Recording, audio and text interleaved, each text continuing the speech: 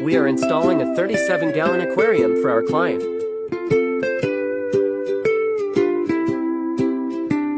We start by cleaning the tank with a damped cloth, and then we dry it with a different cloth.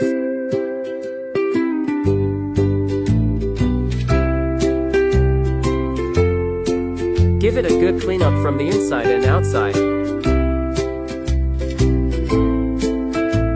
We then proceed to add the sand. Remember, it has to be specific sand for specific fishes because all fishes are different.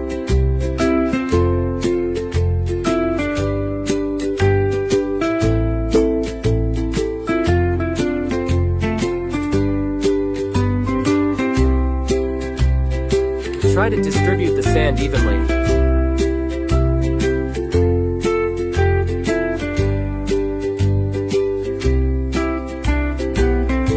We then proceed to decorate the aquarium. Our client wanted a tropical/beach type of scenery.